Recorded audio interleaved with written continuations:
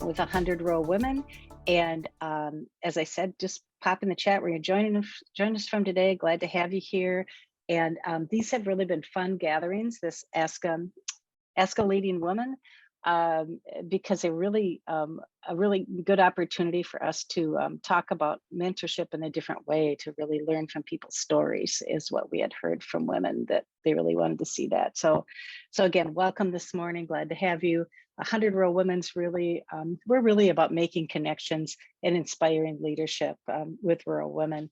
And we're just finishing up our 100 meetings that we set out to do, and really excited about that, because we've been able to learn really what will help women, and what do women need, and how can we be customer centric and fill the gaps where women need help. So that's what we've been doing with these 100 meetings. We did 50, and instead of doing the same for another 50, we thought, well, we might as well just step back. What did we learn in that first 50, and how can we build programming for the next 50?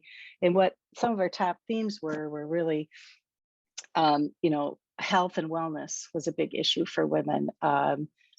Networking, connecting, how do we better connect as rural women? And mentorship in all forms. So that's really, as I mentioned earlier, that's where Ask a Leading Women came from.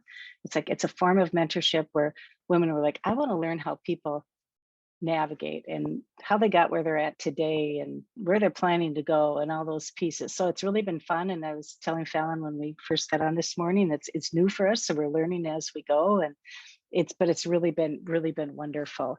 And so we are also, one thing that I wanted to mention before we launch into our programming for the day is that we just did a webinar last week. We have a project we were working on with, it's a capstone project with the Humphrey School. I always like to have those rural projects with the Humphrey School.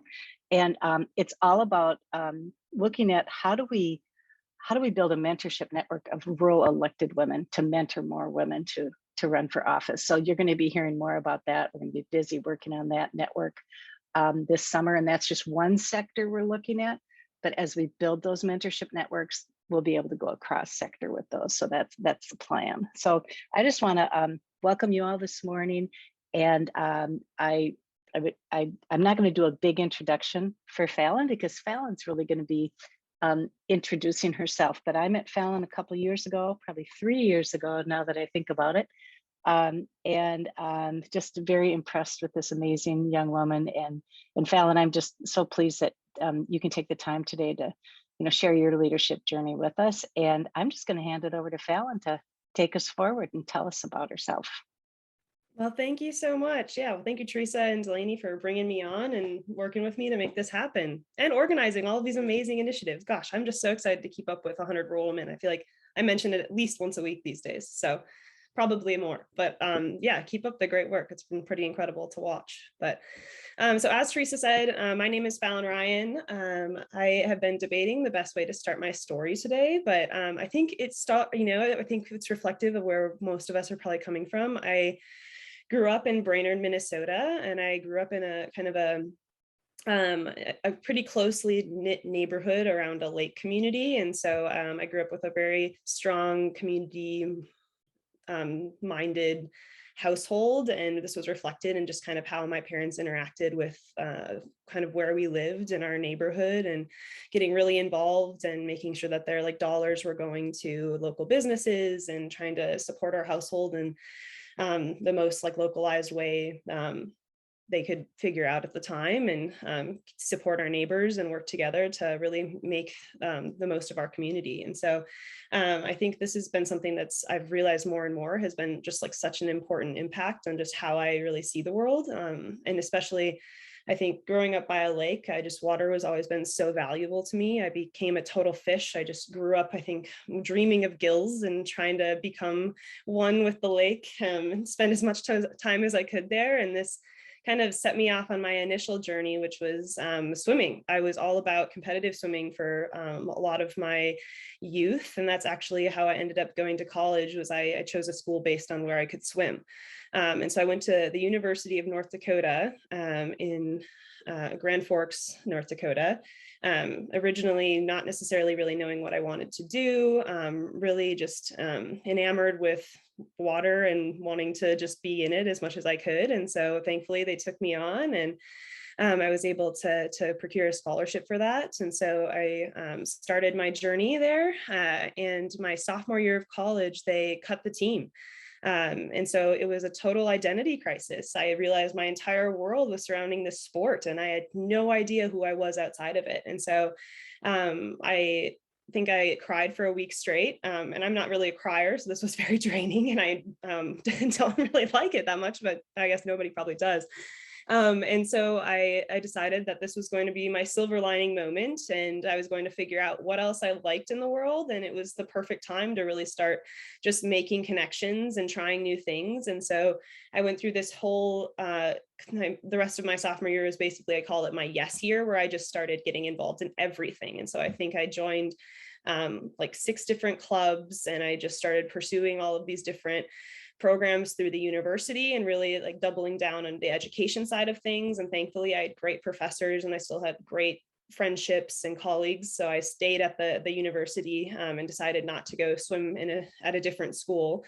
And I decided that my love for water could go beyond just swimming. And so I started looking at water systems and how the world interacted around this resource. And so I became interested with international affairs and how we basically the world was like run through this lens of water at the time was what I was specifically looking at. And so I ended up going to DC for an internship with the Department of State, where I got to have a little bit more of an inside view on how this worked and how governments work together around the globe to try and manage this really precious resource, and how diplomacy works to try and do some of that negotiating and that networking and building different relationships to make the most of it. And so I decided that that was a route that I was really interested in. And so I started training to become basically a diplomat. And so I went back to school for, I think I had 2 years left at that point in time, and just started pursuing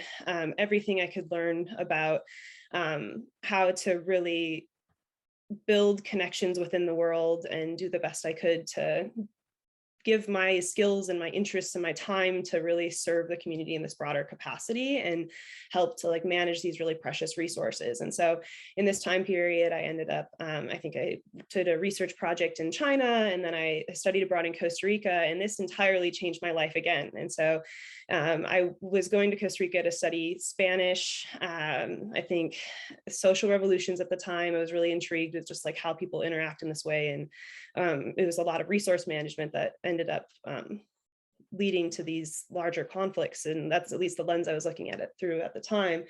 And I kind of by happenstance just took an ecology course called Plants and People. And it was all about basically sustainable food systems. And I became obsessed with food systems. And so I came back to the US, and I was just enamored, and I was like, I know nothing about our own food system. And that's a problem, especially if I want to be like representing the US around the globe. I have no idea how our own, like the basis of life itself, right, is like we need food to survive. And I don't know how this functions within the US. And so I went back to school, and I just started taking as many opportunities as I could to see how resources were managed. And so I ended up, I think, at Rural Renewable Energy Alliance, they're a solar company out in Bacchus, Minnesota. And that's where I kind of got more ingrained in coming back to my hometown and spreading roots and being back in this community.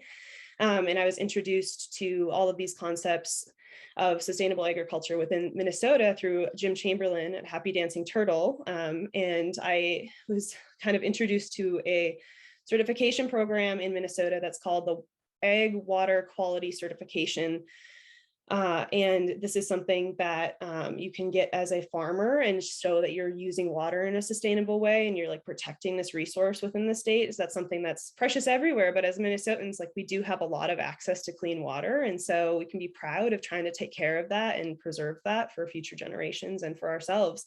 And so through this experience, I ended up job shadowing him for one day where I was introduced to a farmer named Noreen Thomas of Doubting Thomas Farms, who I, again, just kind of had this instant connection to. And I was like, I need to do something with this woman.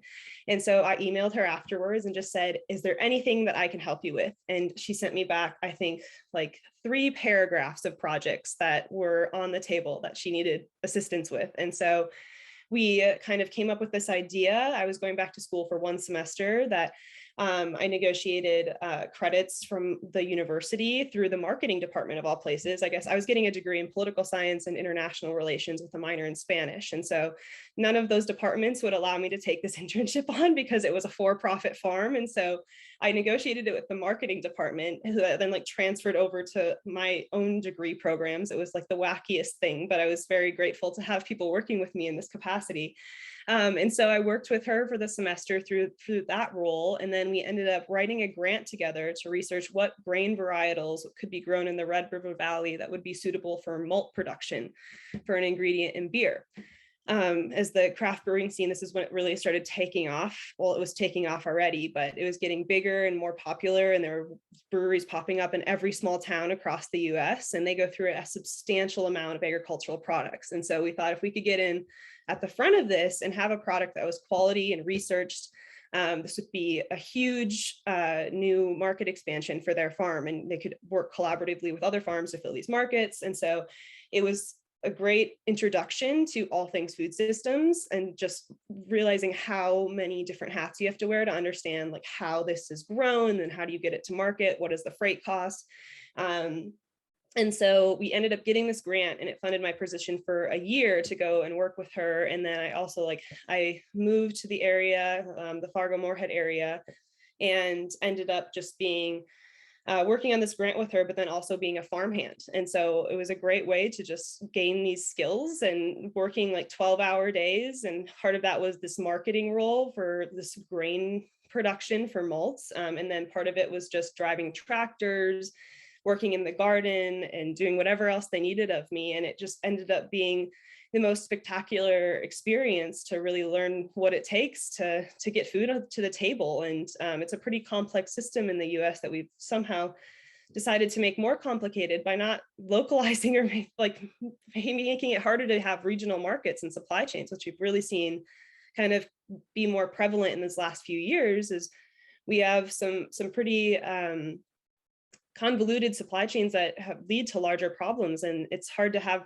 be resilient and be able to really protect our communities when there are different kind of crises that emerge. And so I just started looking at different market options and realized that this was a huge problem for consumers and farmers, and just wanted to be more involved in this space. And so I ended up going for the farm. I was representing the farm. I went to a meeting in Little Falls, Minnesota by the name of Local Foods, Local Places, which is a joint effort put on by the USDA and the EPA to help communities build an action plan on how to build your local economy around the local food system. And it was just a spectacular event. And that's where I ended up meeting Sprouts. I met Arlene Jones and Natalie Keene at the time, who was just one of those another kind of breakthrough moments that I was just like, wow, I need to do something with these women. They're just there's so much happening in this community. And I did the same thing. I emailed them and they said, is there anything that you need help with that I could assist you with? And so thankfully, Arlene's on the call today. So I would say the same thing, but she emailed me back and gave me the opportunity. And we essentially we built a job description out of what they needed to do and what I was at the time thought I was good at, which is funny that you realize that is very different than you anticipated at some points in time. But so that's how I ended up with Sprout. So I moved back home to my hometown of Brainerd, Minnesota, and I started working for the Food Hub in Little Falls, and just got really integrated into the community. And it was been the most beautiful experience to just, and humbling to learn what skills I do have and be connecting with people all over Minnesota and realize the power of aggregation, pulling food from so many different food sources and being able to distribute that as one entity and really making markets more accessible to farmers and this food more accessible to consumers, and really working on the food security piece for everybody. So how do we really open this opportunity up for all? And so this came with a lot of grant writing and making sure that we could get food to people who couldn't necessarily afford it, or people who were not in the best health positions. So utilizing like food for health models and working to integrate this into all of these different systems.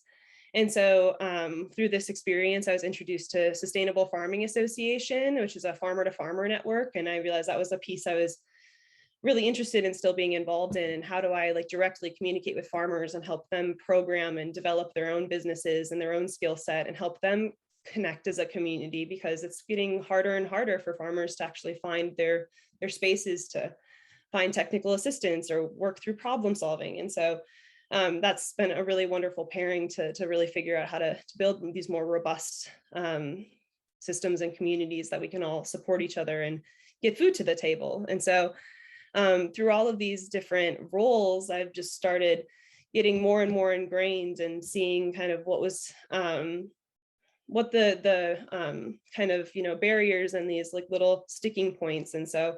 And the community piece just kept coming forward, and just like, how do we get more people connected? There's so many resources available. There's so much happening in Minnesota. It's so exciting. How do we get more people involved, and how do we get them together? And so that's actually, I think, around the time I met 100 Rural Women that was doing this. And then specifically in the food scene, I was trying to figure out how do we connect these different initiatives that are doing such similar work, but they're so siloed because we all get so busy. And so that's what we end up forgetting to do, or taking the time to do, is to network and reach out and connect in this really specific way.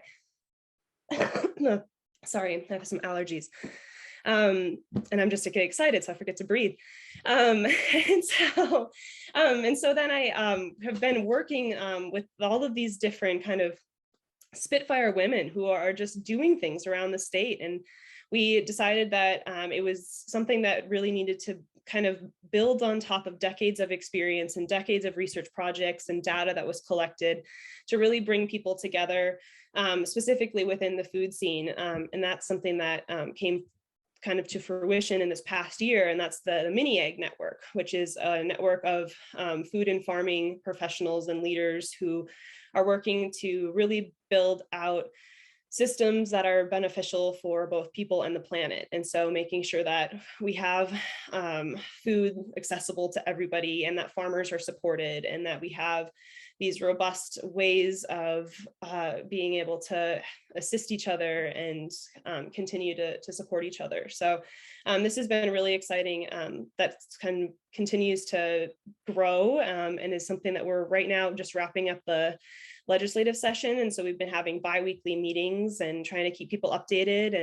And it's just something, there's Land Stewardship Project and there's Minnesota Farmers Union that are doing great work within the policy scene, but it's difficult if you don't necessarily have a staff person dedicated to this to stay on top of what's actually happening within the legislature that impacts our everyday lives. And especially right now, thinking about the ag bill and thinking about what's getting passed and how that affects farmers, but they're not necessarily a crowd that has time to access this information. And even within the food systems professionals, they don't necessarily all have dedicated time to be staying up to date with everything that's happening. And so how do we make this easier, like a two-way street, to pass down information that's happening with the legislature? And then in the other side, how do we get information of what's going on the ground to our decision makers and make sure that we're communicating in a really healthy and robust way with our democratic institutions? And how do we increase civic engagement to ensure that our voices are being heard and that we're being represented through the policies that are being written? And so yeah, it continues to be really exciting. We're going into our next phases of strategic development and figuring out what's the best way for us to serve the community. But it continues to really excite me, and I think it'll be just a fun adventure to continue forward on. But Yeah, I guess, what else was I talking about? MinneAg, am I here for this?